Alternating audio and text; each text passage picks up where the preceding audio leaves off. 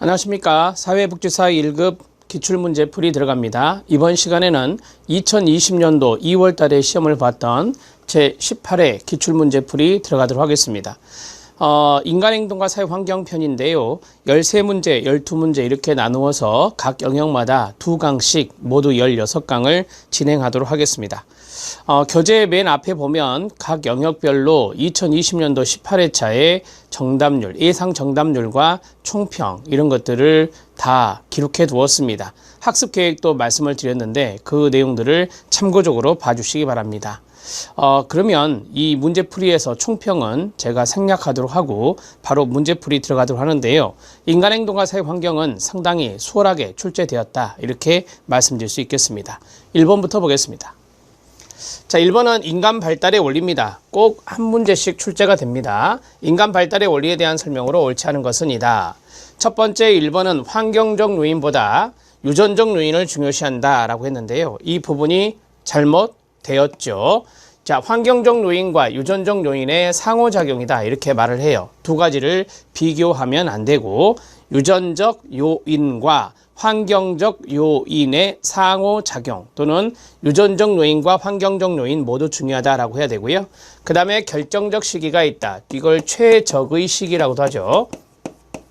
발달에 있어서 결정적 시기, 최적의 시기가 있다. 그 다음에 일정한 순서가 있다. 일정한 순서와 방향은 상부에서 하부로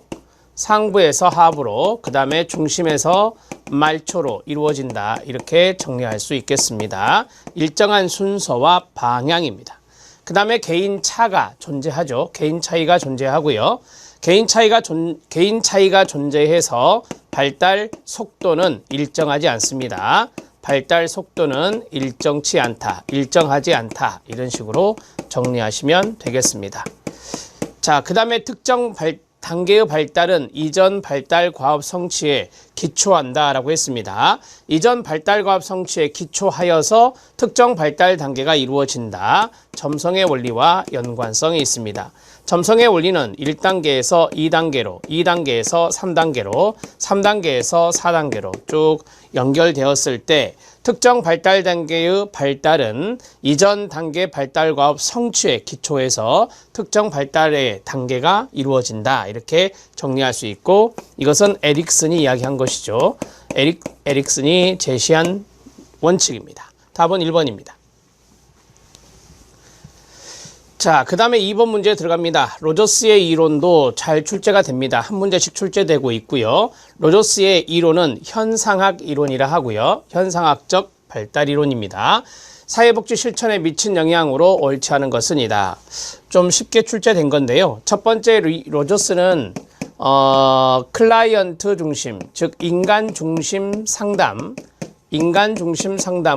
제시했던 학자인데 이것이 바로 비지시적 상담입니다. 따라서 1번 비지시적 상담의 중요성을 강조한 사람이고요. 자, 이 인간 중심 상담에서 상담자의 원리 3가지가 무조건적 긍정적 존중, 공감적 이해, 진솔성을 이야기했죠. 그래서 공감적 상담의 중요성을 강조하신 분이기도 합니다. 비심판적 태도는 원조 관계에 유용하다라고 했습니다. 로저스의 이 이론을 우리가 인본주의 이론이라 하거든요. 인본주의 이론에 입각한 것이기 때문에 비심판적 태도를 견지한다. 인간에 대해서 잠재력을 인정하고 인간에 대해서 긍정적인 인간관을 가지고 있기 때문에 비심판적 태도가 좋은 원조관계를 가져올 수 있고요. 그 다음에 클라이언트 자기결정권의 중요성을 강조한다. 자, 인본주의 인간관에 보면은 인간은 자유롭게 선택할 수 있는 존재다. 인간은 자유롭게 결정하고 선택할 수 있다라고 이야기하고 있어요. 이것이 바로 자기결정권이라고 이야기합니다. 맞습니다. 클라이언트의 과거 정신적 외상의 중요성을 강조한 사람은 지그문트 프로이트 정신분석 이론의 학자가 되겠습니다. 답은 5번입니다. 3번 문제 들어갑니다. 다음 설명으로 옳은 것을 모두 고른 것은입니다. 박스 문제는 거의 다 옳은 것을 찾기 문제다 이렇게 말씀드렸고요. 시험에 잘 나왔던 성장과 성숙과 학습의 개념이다. 성장은 여기서 중요한 단어가 이겁니다. 양적 변화다. 키가 커지거나 몸무게가 늘어나는 등의 양적 변화를 의미하는 것이 바로 성장이라고 하는 것입니다. 우리가 이제 성장통이라고 하는 것이 있죠. 성장통이라고 하는 것은 어떤 신체적인 볼륨, 즉 양적인 변화가 일어날 때 나타나는 통증입니다. 자, 그 다음에 성숙은 유전인자가 나와야 되고요. 유전인자에 의해서 발달 과정이 방향 지어지는 것을 말하는데 이 유전인자에 의해서 발달 과정이 방향 지어지는 것을 질적 변화라고 말합니다. 질적 변화 이렇게 정리할 수 있어요. 그래서 어떤 생물학적인 측면, 유전인자에 대한 측면과 질적 변화가 나오면 성숙이다 이렇게 정리할 수 있습니다. 맞습니다. 학습은 이것이 중요하죠. 경험과 훈련, 직접이든 간접적인 경험 및 훈련 과정을 통한 변화가 바로 학습, 러닝이라고 이야기할 수 있습니다. 자, 기억, 니은, 디귿, 키워드 다 말씀드렸고요. 모두 다 맞습니다. 답은 5번입니다. 자, 4번 문제 들어갑니다. 4번 문제는 환경에 대한 부분에서 개방형 가족체계 문제입니다. 옳은 것은 자, 개방형이라 했으니까 개방형 가족체계는 기능적 가족이거든요. 기능적 가족에 해당됩니다. 역기능적 가족은 임의형 가족체계나 폐쇄형 가족체계가 되는데 자, 이 기능적 가족의 개방형 가족체계는 에너지 교환이 이루어집니다. 외부와의 에너지 교환이 이루어진다. 개방형이니까. 그런데 때에 따라서는 클로즈 하기도 합니다. 그러니까 완전 개방은 아니죠. 완전 개방은 아니기 때문에 우리가 이제 이걸 기능적 가족이라고 이야기하죠. 외부 체계와 상호작용을 하지 않는답니다. 당연히 폐쇄형이 되겠죠. 그 다음에 체계 내의 가족 기능이 쇠퇴하게 된답니다. 에너지를 교환하지 않기 때문에 쇠퇴하겠죠. 폐쇄형이 됩니다. 자, 에너지, 정보, 자원을 다른 체계들과 교환한다. 이게 바로 개방형 가족체계가 되겠습니다. 주변 환경으로부터 고립되어 있답니다. 고립되어 있다는 것은 폐쇄형과 연관성이 있겠습니다. 그 다음에 지역사회 교류가 제한된답니다. 제한되는 것도 폐쇄형이라 말할 수 있겠습니다. 답은 3번입니다. 5번 문제 들어갑니다. 5번 문제는 별표 쳐주시고요. 이런 스타일의 문제가 꼭 나오거든요. 다음 학자 이론과 기법의 연결이 옳은 것은입니다. 왼쪽에 학자가 있고 가운데 이론이 있고 그 다음에 오른쪽에 기법들이 있는데요. 학자의 여기서 끊어보면 자, 앞에 두 가지만 해볼까요? 스키너는 행동주의론, 프로이드, 지그문트 프로이트는 정신분석이론, 피아제는 분석심리이론 아닌지 아시죠? 그 다음에 매슬로우는 인본주의론 맞고요. 그 다음에 융은 개인심리이론, 아니죠. 개인심리이론은 아들러거든요. 그래, 여기까지 보면서 두 개를 커트해냈어요. 그러면 3번과 5번은 아니다. 이렇게 말할 수 있습니다. 시험 문제 풀 때 이렇게 푸시는 게 좋습니다. 분석심리이론은 융입니다. 개인심리이론은 알프레드 아들러죠. 이렇게 정리할 수 있습니다. 그러면 이제 마지막 여기 있는 걸 보면 강화 계획입니다. reinforcement schedule은 바로 스키너가 이야기한 거예요. 이게 맞겠네요. 자, 그 다음에 타임아웃 기법이 있습니다. 타임아웃 기법은 아시죠? 일시적으로 강화를 중지하는 거니까 행동주의 기법입니다. 행동주의 학습이론의 기법. 합리정서치료가 있습니다. 합리정서치료. 여기 누구죠? 합리정서의 치료 RET, REBT라고도 하고요. 엘버트 앨리스죠. 엘버트 앨리스. 사회복지 실천 기술론의 인지행동 모델에 나오는 거죠. 자유현상 아시죠? 지그문트 프로이트. 그 다음에 행동조성. 행동조성은 행동주의 기법. 이렇게 정리할 수 있습니다. 그래서 연결을 쭉 보면 3번과 5번은 뭐 커트가 됐으니까 2번 같은 경우는 행동주의이기 때문에 당연히 틀리고 그 다음에 4번 같은 경우는 지그문트 프로이트 정신분석이기 때문에 매슬로우가 틀리죠. 답은 1번이 됩니다. 이거는 인간행동과 사회환경뿐만 아니라 실천기술론 파트와 접목되는 문제가 되겠습니다. 6번 문제 별표 쳐주시기 바랍니다. 6번 문제는 해설에 있는 내용을 꼼꼼하게 봐주시기 바랍니다. 해설에 제가 실력 따지기 내용의 컴플렉스에 대해서 말씀을 드린 적이 있습니다. 용의 이론에 관한 설명으로 옳은 것은 이다. 남성이라 했습니다. 남성의 여성적인 측면이 아니마입니다. 그리고 여성이라 했습니다. 여성의 남성적인 면은 아니무스입니다. 아줌마가 무스 발랐다? 이런 식으로 외우시면 된다 했죠? 이 지문은 정말 잘 나옵니다.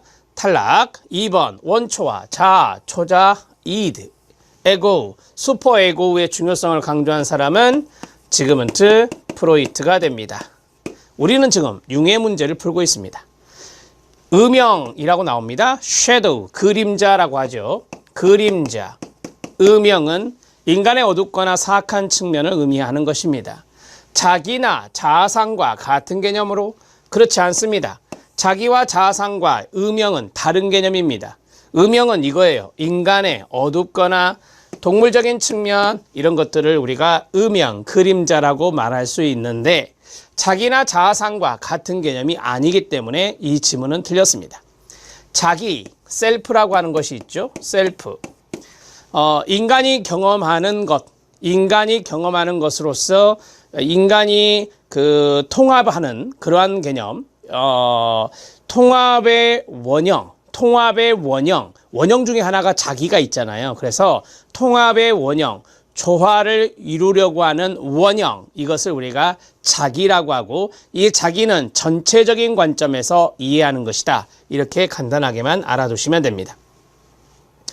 자, 4번 들어갑니다. 페르소나를 아십니까? 자아의 가면입니다. 따라서 개인이 외부 세계에 보여주는 이미지라고 말할 수 있고 사회적 요구에 대한 반응이라고 말할 수 있습니다. 이것이 바로 자아의 가면을 뜻하는 바로 페르소나, 히라버의 페르소나가 되겠습니다. 4번 지문 맞고요. 4번 지문은 이미 기존의 기출에서 비슷하게 다 출제가 된 것입니다. 자아의 가면이라는 것도 꼭 알아두셔야 됩니다. 자, 집단 무의식은 다양한 컴플렉스에 기초한다라고 했는데요. 여러분 이 다양한 컴플렉스에서 이 컴플렉스는 개인 무의식에 연관되는 거예요. 개인 무의식에 연관되는 것으로서 어떤 사람의 감정이라든지 어떤 사람의 지각이라든지 이러한 것들에 조작된 무리, 이것을 우리가 컴플렉스다 이렇게 말을 해요. 그러면 다양한 컴플렉스가 있는 것은 바로 인간의 다중인격과도 연관성이 있다라고 해요. 다중인격과도 연관성이 있다. 그래서 집단 무의식은이 아니라 인간의 어떤 인격의 내면 구조랄까요? 우리가 이 다중인격이란 말을 썼잖아요. 그래서 인격, 성격의 내면 구조, 성격의 내면 구조는, 인격의 내면 구조는 다양한 컴플렉스에 기초하고 있어서 우리 인간은 다중인격을 소유하고 있다라고 융은 보고 있습니다. 집단 무의식은 아니라 성격의 내면 구조는 다양한 컴플렉스. 한마디로 말하면 무의식 속의 관념 덩어리입니다. 시험에 나왔던 게 이거죠. 무의식 속의 관념 덩어리를 우리는 바로 컴플렉스다 이렇게 말하고 있습니다. 대개 융의 문제는 이런 식으로 개념 문제를 잘 냅니다. 5가지의 개념 또는 다른 학자들의 이론을 집어넣기도 하고 이런 식으로 2번 같이요. 이런 문제를 많이 내기 때문에 융의 문제는 매회 기출문제를 꼭 보시면 돼요. 그 문제에서 약간씩 변형되어서 출제되는 것들이 많습니다. 답은 4번입니다. 7번 문제 들어갑니다. 7번 문제는 매슬로우의 문제입니다. 매슬로우의 이론은 욕구이기 이론의 학자인데 매슬로우의 이론도 마찬가지 인본주의에 해당되는 것이고 옳지 않은 것은 이다. 인간의 창조성을 강조했었죠. 매슬로우는 인간의 창조성은 잠재적 본성이다. 맞습니다. 인본주의 인간관이기도 합니다. 각 개인은 통합된 전체로 간주된다. 맞습니다. 이거를 통합된 인간관, 전체적 인간관이라고 말합니다. 이것이 또 인본주의 인간관이기도 합니다. 안전의 욕구는 소속과 사랑의 욕구보다 상의 욕구이다. 이거 모르신 분 없죠? 안전의 욕구는 소속과 사랑의 욕구 아래에 있습니다. 맨 아래가 생리적 욕구, 그 다음에 안전의 욕구, 그 다음에 소속과 사랑의 욕구, 그 그 다음에 자기 존중의 욕구, 마지막은 자아 실현의 욕구입니다. 이것은 여러분들이 기본적으로 알고 계시니까요. 인간의 욕구는 자신을 성장하도록 동기부여한다라고 했어요. 이 자아 실현이 바로 성장 동기거든요. 성장 동기이기 때문에 인간의 욕구는 자신을 성장하도록 동기부여합니다. 인간의 본성에 대해서 낙관적 태도를 보이고 있습니다. 이 낙관적인 태도가 바로 이 인본주의의 인간관 중에 하나입니다. 답은 3번입니다. 8번 문제에 들어갑니다. 로저스의 이론 문제가 나왔습니다. 앞에는 로저스의 이론이 사회복지 실천에 미친 영향을 봤었고, 로저스 이론에 관한 설명으로 옳은 것을 모두 고른 것은이다. 로저스 문제가 두 문제 나오는 것은 드문 사례가 되는데요. 자, 모든 인간에게는 완전히 기능하는 사람은 이런 것들이 다 인간관과 연관성이 있는 것들인데, 인간은 한 목적적이며 건설적인 존재이다. 당연히 맞죠. 목적지향적인 존재이면서 건설적인 존재가 됩니다.